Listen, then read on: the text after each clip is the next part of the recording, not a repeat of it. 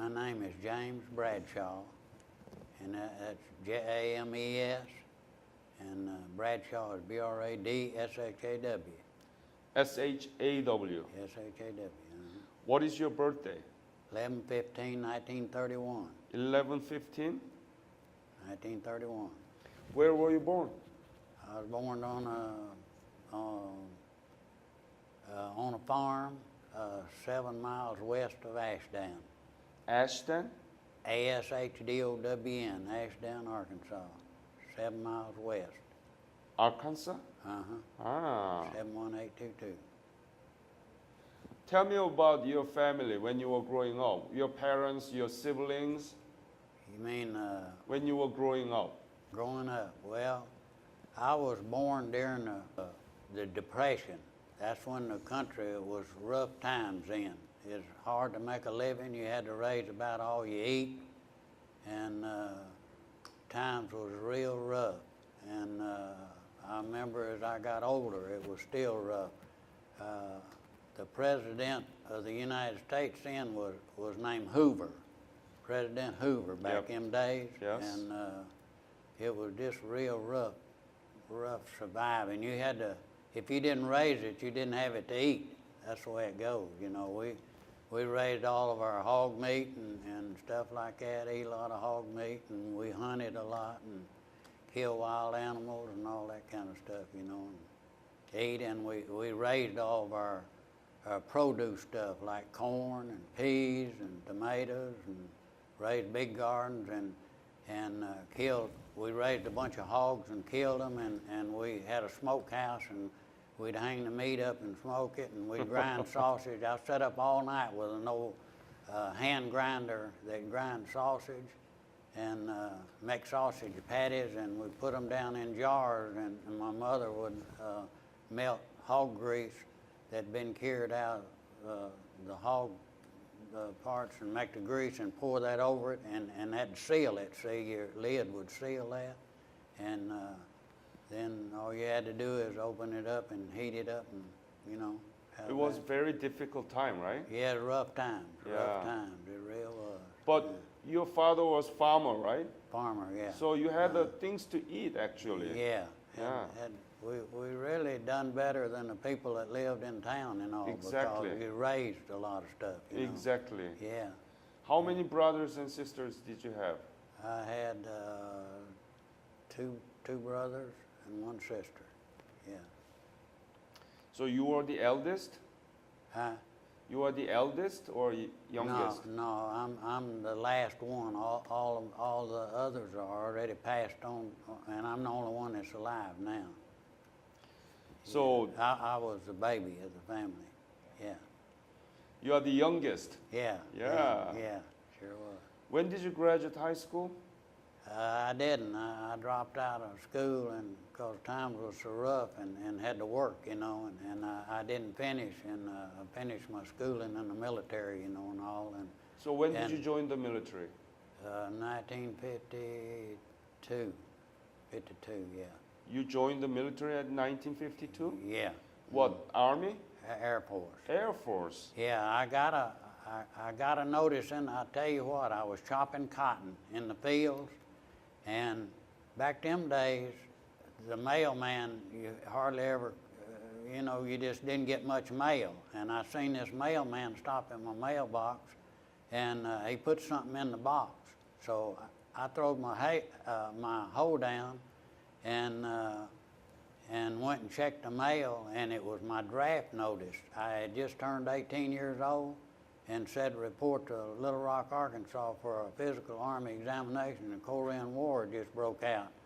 And I didn't want to get in the Army. I wanted in the Air Force. So I grabbed that notice and I took off to Texarkana to the recruiting station. And I went to the Air Force recruiter and I showed him that notice. And he said, look, once I receive that notice, you belong to the Army, and I'm not supposed to take you. But he said, we had a boy that was supposed to showed up today that I had just filled his paperwork out yesterday, and he was supposed to showed up at 10 o'clock that day that I was there. And it was 2 o'clock in when I was over there, and that boy had never showed up. And Oh. he said, I'm gonna give you 2 hours to go home and get all your toothbrush and toothpaste and things you might need and get back over here, and I'm putting you in his place. And that's how fast I went in. So you were lucky. And I was back over there less. I got my stuff and got back over there, and they put me right on a bus to Barksdale Air Force Base where I took my physical. And from there right on to San Antonio, Texas for training, and then to Hamilton Air Force Base in California, took firefighting training, and from there to Korea. So I moved pretty fast. So you joined the Air Force 1952. Yeah, that's Yeah. right. So you knew that there was a Korean War broke out, right? Oh yeah, yeah. Weren't you not afraid? Well, I would have been afraid if I would have got in the Army, you know, because I know the Air Force, I wouldn't be right up on the front lines, you know. And, So when did you leave for Korea? Do you remember? 50, about 51, I guess. No, 52. 52. Yeah, What about month? 50. Was it winter, summer, or what? It was summer. Yeah. 1952? Yeah. Mhm. Where did you go from Korea? Where did you go? Where from did you leave for Korea? Well, after I took firefighting training, they sent me in the crash rescue. That's what my job was. Uh-huh. And that they sent me from there to Korea to be in the crash rescue fire department over there that rescues those pilots out of those burning planes as they'd come back and land. And we'd get the pilot out and put the fire out, you know, and they had, that's the way. So where did you go in Korea? K-Site 13, Suwon, Korea. You were in Suwon. Suwon. I was in Suwon too. Or You in are? yeah. Suwon, K-Site 13. Yeah. So what was your unit and your specialty? Well, just crash rescue fire department. That's what my job was, you know. But I got into some pretty hot fires. I know, but was it Fifth Air Force or what is it? Oh, that was 5th Air Force. I'm sorry? 5th Air Force, yeah. Field Air Force? Field, 5. Oh, 5. Field, yeah. 5th Air Force, yeah. 5 Air Force, right? Yeah. And you were crash rescue. Crash rescue. So what did you do there in Suwon? What did I do? Yeah, You mean my job? yeah. Well, our job was to extinguish the plane when it come in on fire and get the pilot out, you know. That was But the job. did you have a chance to do that, or there was not much crash there? Not much crash. What? Not many crashes during the war, right? They was coming in all the time. All the crash time? landing. Yeah. Looked like a huge wrecking yard on both sides of the runway where they had, after we extinguished the fire, you know, we get that pilot out of there, and a lot of time you couldn't get him out, you know. Oh, really? And, yeah. So there were Bad. many cases? Yeah, many cases. Tell me like about that. it. Well, a lot of them crashed in the mountains on the way back, you know. There's all shot up and all. But we always run a fire truck and ambulance out in the mountains just in case the pilot might have survived or something. But most of the time, about a foot and a shoe would be the biggest thing you'd find of a body, you know. It would be a foot and a shoe, you know. So did you actually go someplace to find the remains of the Air Force pilot? Yeah, where the plane go down. Yeah, you could track it, you know. They had a way deal on that. Tell me about one story out of it. Where did you go to rescue the Air Force pilot? Well, we had radios in our fire trucks and everything. It talked to the towers and all that. It talked to the pilots and all that stuff. And so they would direct you how to get to a crash site. Yeah, That's the way they done that. Yeah. Was it dangerous mission? Well, yeah, it was a dangerous mission, especially I've been blowed back far as across this room here from, for one blowing up, with a concussion, yeah. Were you wounded? We had those asbestos fire suits on, and that's what helps a lot. Yeah, pretty hot, risky job. Yeah. Yeah. So you know Suwon well. Yeah, Suwon, yeah. Do you remember anything from Suwon? Well, it just a place. We was pretty busy over there, the war going on and all that. Yeah. What was your rank? I was airman 3rd class. 3rd class? Yeah, airman 3rd class. Yeah. So where did you sleep and what did you eat? Well, we had a big tent there that we stayed in, and they had a mess hall there, where they fed the troops and all that. And we stayed in the big, huge tent. What kind of food? Different things. I seen this real dark, coarse, red-looking meat, and I heard somebody else say it was horse meat. And so when we got up there, I asked that mess cook, the sergeant mess cook, I said, "What kind of meat is that?" He says, "Horse meat." And it was a real... Really horse meat? Yeah, they said it was horse meat. But didn't you have food from America, sea ration? Well, and yeah, they got a lot of food. why did you have to eat the horse meat? I don't understand that myself. How was it? Just meat. Taste Just- good or bad? It just, it wasn't bad. I mean, it was just like it was off of a big animal, like a cow here or something, It's just dark, coarse, red meat, In your tent, was there any Korean houseboy? Oh, a little houseboy? Yeah, oh, Korean yeah. houseboy. Had a little houseboy. Tell me about it. A little houseboy that we paid him $1 a piece a month, and that was a lot of money for him then over there. And it was about 30 of us, I guess, in the tent, and he would wash our clothes and keep our tent swept out good and everything. He kept everything real nice. Sure did. Did you like that houseboy? How many houseboy did you have? One? That's all I remember, just one, yeah. Just one? Uh-huh. Did you like him?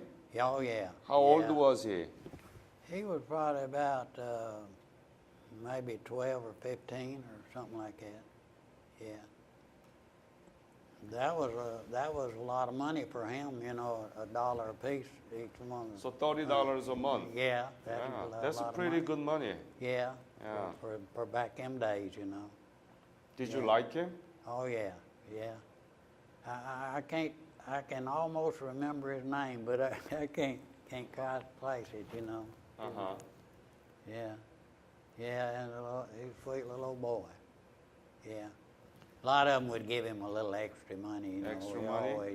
always give him an extra more than that $1, because he'd keep your clothes washed and stuff like that. Yeah. How much were you paid at the time? Well, our pay wasn't a lot back them days. It seemed to me like it wasn't about $80-something a month. 80-something? A month, yeah. What did you do with that money?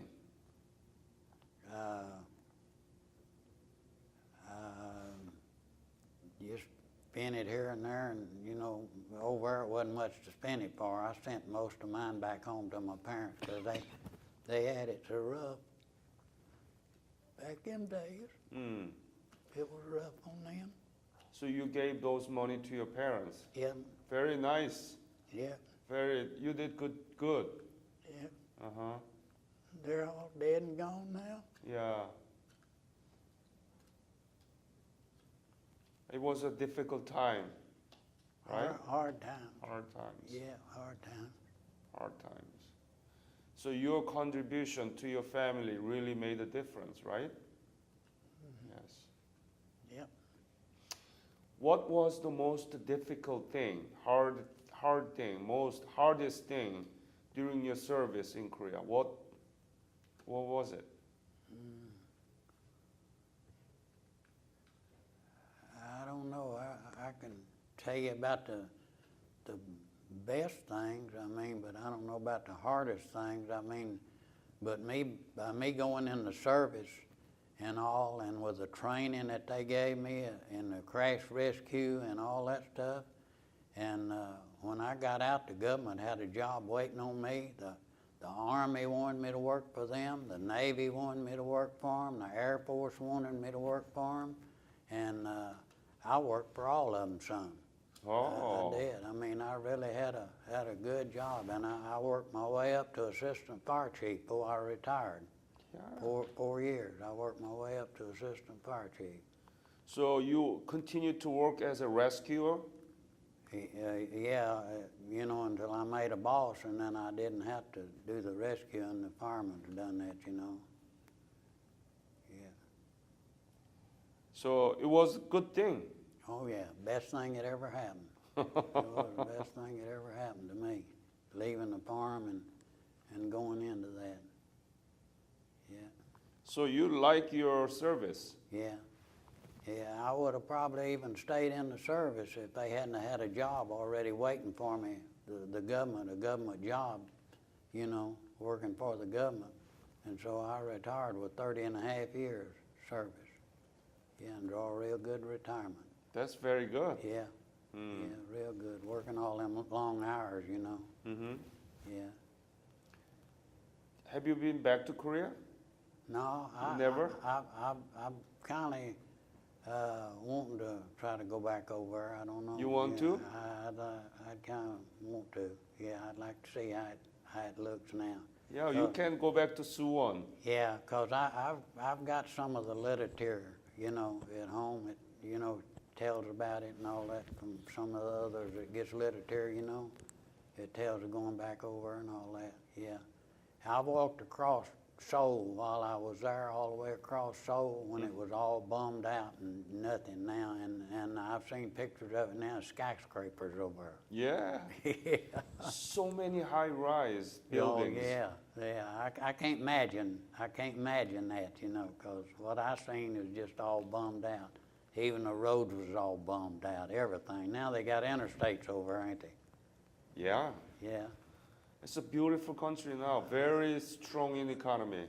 I can't imagine it. I can't imagine that being that way now. You didn't? Seeing what it was when I was there. I felt sorry for the little kids. I done without myself and put stuff in my pockets, and when I'd go out in the villages, I'd give it to them little kids. Yeah. You remember those Little kids? Korean kids, I loved them.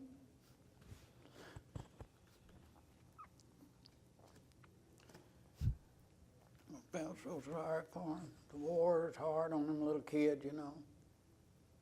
That's who it's hard on the worst.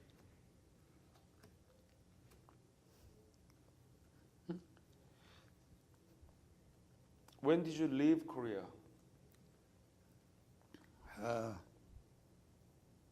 I was there when the war was over, so but it wasn't over all that long before I left. So around 1953, August? Yeah, somewhere right around that. Yeah, somewhere right around then. So you left Korea after the Korean War. Yeah, I was there Stopped. I was there when it was going on, and then I was there when it was over. So, yeah.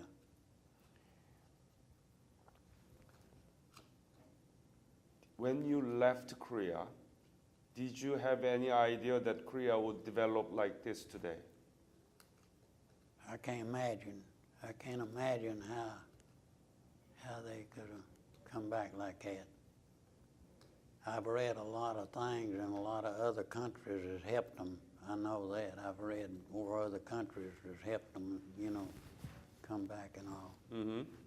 Yeah. And you didn't have any hope at the time, right, for Korea, at the time that you left Korea? Didn't have any what? Hope. Hope? Yeah. Well, I didn't really think about it that much, you know. I really didn't think about it very much at that time. Yeah. Because you fought for us, Korea was able to develop economy very quickly, and we are now a strong democracy in Asia. What do you think about your service? The service that I was in, or Yeah, for Korea. oh,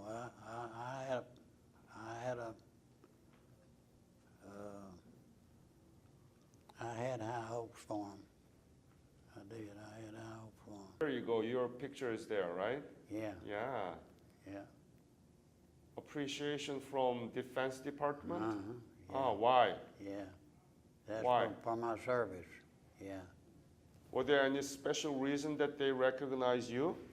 No, not just me. I think the other people's got them too, you know. Yeah, That's a very nice picture, and that's very, very good. yeah. Very good. All right. So, James, thank you so much again for your fight. Enjoyed talking to you. Very nice man. Thank you. And because your heart was broken during the war, those Korean children who were really suffering, but now we are very strong, very strong. And again, you made it. Well, you made a God- difference. God has blessed y'all's country, and I know it. I'd do it again.